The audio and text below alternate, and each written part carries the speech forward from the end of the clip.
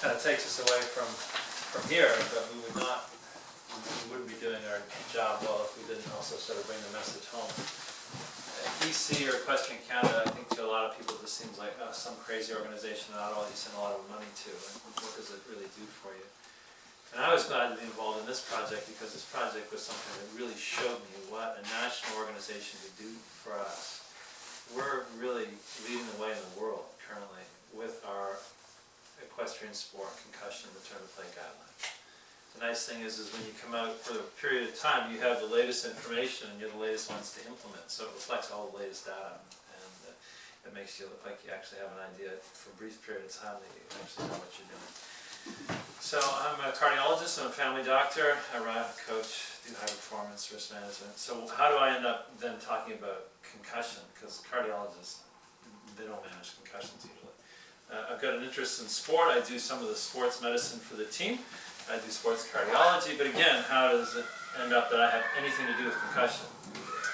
It's from answering an email in 2013, 2014, and I tried to get one of my friends to do it, and they wouldn't. So that's what happened. So the Equestrian Canada, Equine Canada Convention in 2014 was in Winnipeg in January.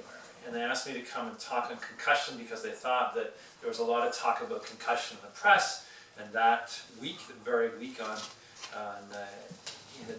CBC, there were two lead stories on concussions that had hit. It was hockey players and concussions and why hummingbirds don't get concussion.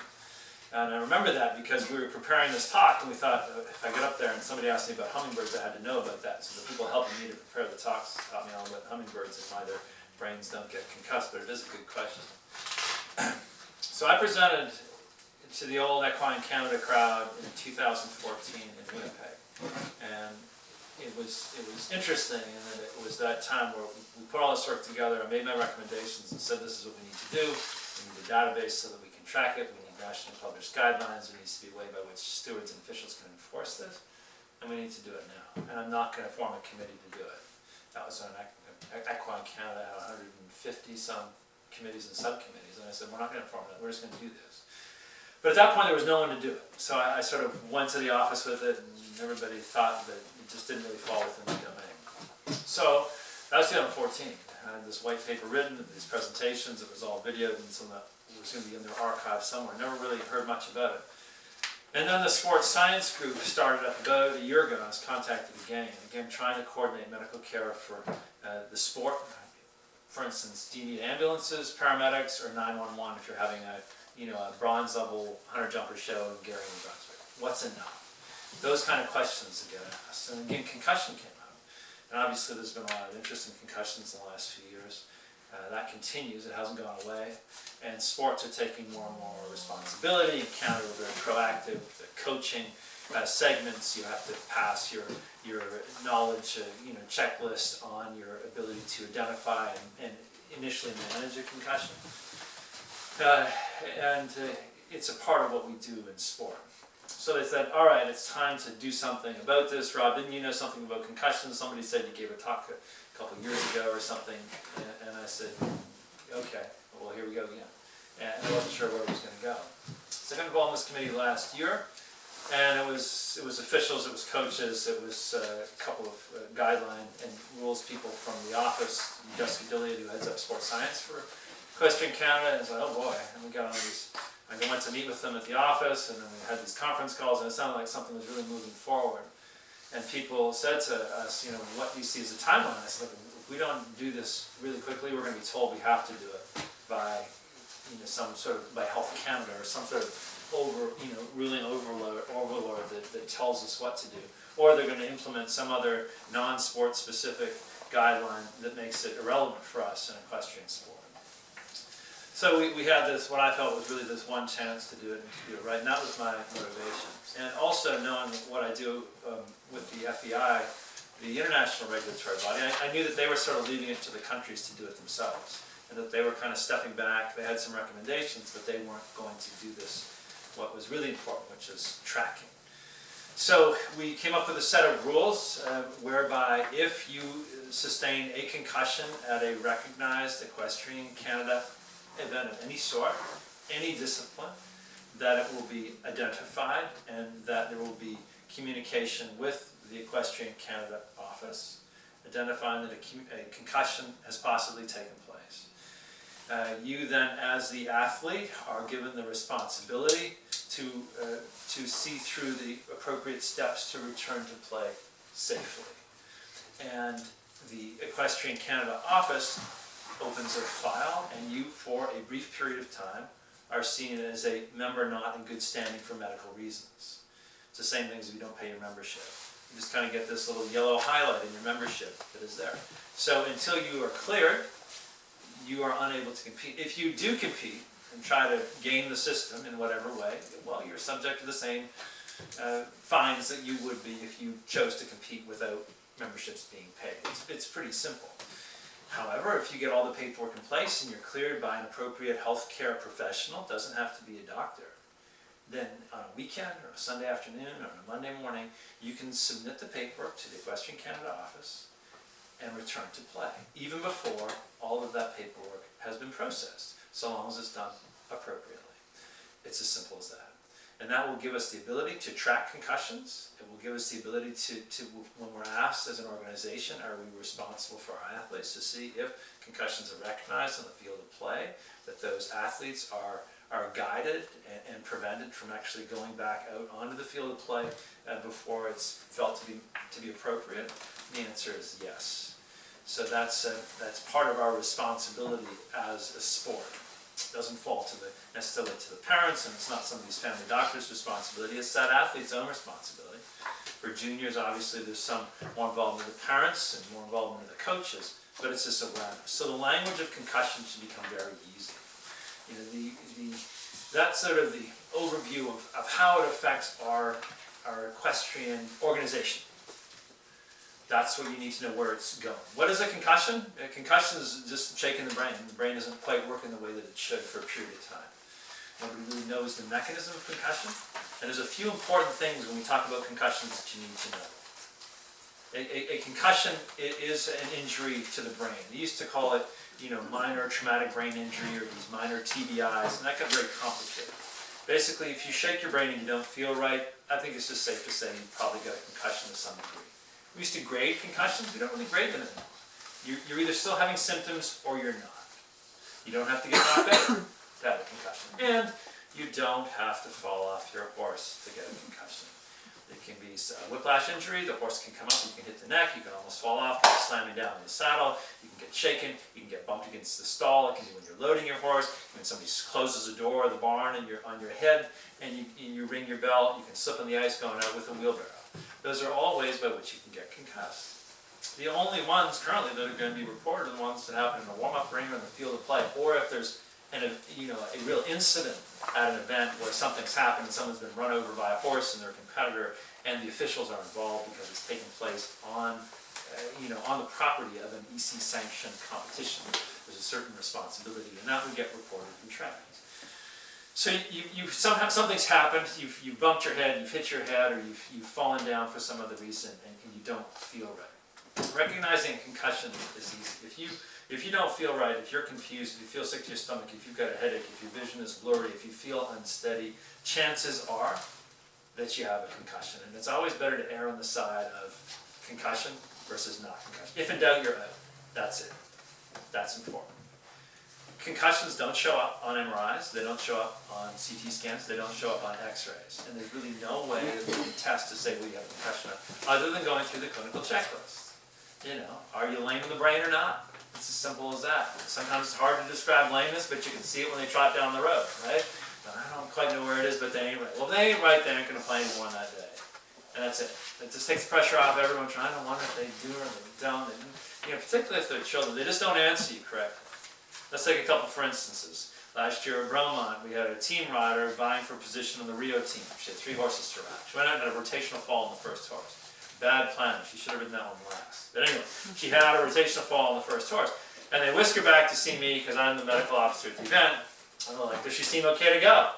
I said, how do you feel? And there was just enough of a delay in her answer. Like, you don't quite feel right, do you? But it's an Olympic trial, right? And so you're going to say, all right, we need to see you again in 15 minutes. So she goes and gets on her other horse, and I told the people that were with her, she doesn't seem right, don't let her get near the horse. She comes out to the warm-up, she's counting around, and it is clear that this girl's not in the game. And I walk over to her, and I said, you don't look like you're feeling okay. She said, I'm not. I said, that's it, we're done. So that's how it happens. It's not just with the paramedics, lying on the ground and everybody's hovering over you deciding whether you have a concussion or not. The athlete can safely get up and walk around. There still is a period of time where you have to decide whether that athlete should go on or not. There's a couple of things, a couple of reasons. Concussions can be a harbinger. They can be a marker of potential serious or even fatal outcome. There's this thing called the second impact syndrome. That just means a second hit to the head before the head is fully recovered from the first incident. We see it in rugby players, and hockey players, and football players. And these are the kids who get banged on the head, and they get banged on the head again the next week, or they're wrestling with somebody in the hallway at school, and they hit a locker, and they drop dead. And that's where you get this terrible second response where the brain starts to swell for unknown reasons when it gets hit again within a certain period of time. The whole return to play guideline is based on minimizing the likelihood of that happening. Meaning that we want all symptoms to be clear. We want you to gradually return to your usual activities over a scheduled period of time, the minimum time of which, if a concussion is diagnosed, is going to be a week. It's a 7-day return to play, step by step, returning to progressively increased physical activities, including riding the horse. And over the course of time, if we see that you're able to return to those activities, then if you bump your head again, you're less likely to have something very bad happen. The second reason why we're so careful about people returning to sport with concussions is I want you to recover. And we know that recover is optimized with rest. It's really the only thing. Tylenol doesn't take concussions away. Advil doesn't take concussions away. Fluids don't take concussions away. Gravel might make your headache better, but it doesn't take the concussions away. The only thing that does is time. And we know that if people try to go back to school, sport, work too soon after concussion, that they continue to have terrible headaches, sleep disruption, and they're unable to perform normally. And it just extends the period of time that it's going to take for you to recover from that concussion. You just might not be normal. If you're to say, what's the most important thing about concussions? Well, it's to avoid them in the first place. And that's why you design great courses and have great coaching and only ride horses that make sense. There's nothing to prove by riding, horses that you shouldn't be riding. And that could be a horse that's not appropriate for your level. It could be that you're asking that horse to do something that it shouldn't be doing, or that you're riding a horse that just probably shouldn't be ridden in the first place, right? In New Brunswick, we breed those ones for some reason. Anyway, so avoid the concussion in the first place. Second, give yourself enough time to recover. And recognize it could be a second sudden acute injury that causes a catastrophic event. And thirdly, if you don't give yourself enough time to recover, the symptoms of that concussion can persist for months or years, and some people don't ever quite recover from it. And the idea then is that you take responsibility. It's for your own health going forward. Young athletes will always try and minimize their concussions because they want to get back to the football team, the basketball team. Why is it the provincial championships are always the weekend after somebody gets concussion? I don't know, but they always are. And their professional sporting career always depends on that. So concussions are not catastrophic head injuries, which leads us to our next issue, which is why we wear helmets. In equestrian sport, the helmets that we wear, and for the most part, the helmets that people wear, whether they're skateboarding or riding a bike or downhill ski racing or driving a race car, helmets do not prevent concussions. Oh, fascinating. Helmets prevent catastrophic brain injuries. So that's like, the conversations that we had after the little talk we did in Vancouver, people are like, helmets don't prevent concussions? Helmets don't prevent concussions. Helmets prevent catastrophic brain injuries, which is skull fractures, brain bleeds. Those are the kinds of things that kill you in an instant. And so that's why we wear helmets, to prevent life-threatening brain injuries. Right? That's why we wear helmets every time we get on every horse we ride. Concussions are a little bit different, but they're linked to the same. We want to deliver the message that helmets are infinitely important, and I think they should be used in all disciplines at all times, including warm-up areas at Spruce Meadows. But it's just that important because we have the ability to reduce the risk. We are in a high-risk sport. Welcome to the game, and it is if we have that opportunity with a helmet to reduce our likelihood of dying. And the funny thing is when horses trip and people are walking back to the barn and you go down and you hit the concrete. It's a shame to die for that when it would have been avoidable. You might have a concussion, but you recover from concussions. You don't recover necessarily from some huge brain bleed because you hit the pavement too hard. So that's why we wear helmets. That's why they are important, because if it's not going to prevent concussion, I don't even know why I wear a helmet. It's like saying, well, if the seatbelt, isn't going to ensure that I survive a car crash every time, then why would I even wear it?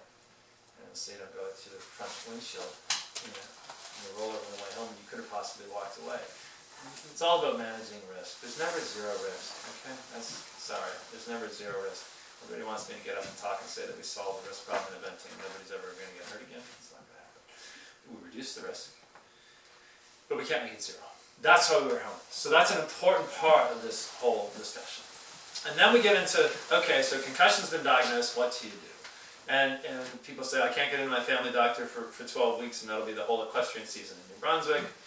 But there are tremendous opportunities. If you are in doubt, you go to the emergency department, or you go to an after-hours clinic, or you call your family doctor and say you think you have a concussion and you're trying to return to sport. Or in the province of New Brunswick, there are several places where you can get into sports concussion clinics.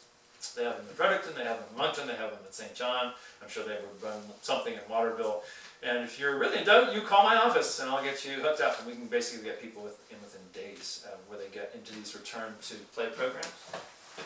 It's a 7-step return to play, and I think it's in your pocket guideline. But you basically, if you're diagnosed with concussion, you are going to await the resolution of symptoms. For some people, it's the ability to concentrate. For some people, some people can't concentrate anyway. For some people, it's headaches. If you've had headaches your whole life, well, the concussion is probably not going to make it better. So for some people, it's blurred vision. These things are okay, I just don't feel right because, and then they fill in the blank. It's my head hurts, or I'm seeing double, or I'm so sick to my stomach I can't eat. Those are all things that it could be. So it's the parachute return to play. Do you have that step by step? Do we have that? These are all the questions. I saw it. Yeah, return to play. Just it's on that. Just hold it up. Hold it. It's near the back. What page? It doesn't say, but near the back. Near the back Near the back. of the big fancy No, return to play. It's because they don't have glasses on that they can read it. So the return to play, there's a sheet, checklist sheet. You've got serious composition, accident, injury reporting. Sorry, that's the one I thought was there. It's basically, Is it this one, return to play, Article 101? I think it's this one. Ross? that one right there. Oh, yeah. Return to play. Yeah, So parachute. this is the only one in the world that is specific to equestrian sport. That's where EC was instrumental when we because they said, well, return to field of play, return to running, full practice, full contact, and then, scrimmaging. It's like, well, that doesn't really make sense for our sport. What is scrimmaging? Some people would say that's riding dressage, 20-meter circle. That feels like a battle, doesn't it? But no dressage to clear. She left before you got here. Finally, You never get a concussion riding a dressage horse. Well, the pukes macchiato. So step one, no physical activity. Remember that the key is rest, right? No physical activity. That's what that means. Just take it easy. People worry and obsess about screens and television and whether you should read books or play on Tinder. I don't care what you do, really. I mean, it's not the test. I'll tell your mother. Yeah. So You don't get it's that. amazing I'll how explain it to you later. progresses over dinner into these crazy questions and discussions. The rest, they'll say to take it easy on the screens, take it easy on the books, and that's how, if it's bad, you'll want a couple days out of school even before you feel like you can return to school. And that's just so you don't continuously challenge your brain when it's just trying to recover. But the data on that's a bit soft, so I can't say, oh, you need 2 days off your screen. Just take it easy. And there was the last iteration of the guidelines that said, oh, all complete screen rest, but it hasn't had great evidence to suggest that. Light aerobic activity on mountain, that's walking, it might be a treadmill, it might be trying to go for, a light jog, but that you have to be able to exercise before you should really be getting on a horse. As soon as you step onto a horse, your likelihood of coming off that horse increases. As Danny Morrington, says with Land Safe, it's a fall training program for equestrians. You got to get off somehow. So it's one of the ways to get off is to get bucked off or to fall off, have the horse rear over backwards, or is to actually dismount. So once you're up there, you've increased your potential energy. You know, your low potential energy is when you're lying on the ground, right? Okay. You increase the potential energy, you're more likely to come in contact with something that could cause the jarring and cause that brain bounce or shake that could aggravate symptoms. So you got to be able to walk, run, and get on an exercise bike and do 20-25 minutes before you then move on to the next. And so you can see step 1, step 2, and then on to step 3. You basically check your own boxes as you go. And that's the light flat work, a little bit of hacking on a horse that you know. When someone has had a heart attack and they all want to know when you can have sex again, we say you can go back to having sex with your regular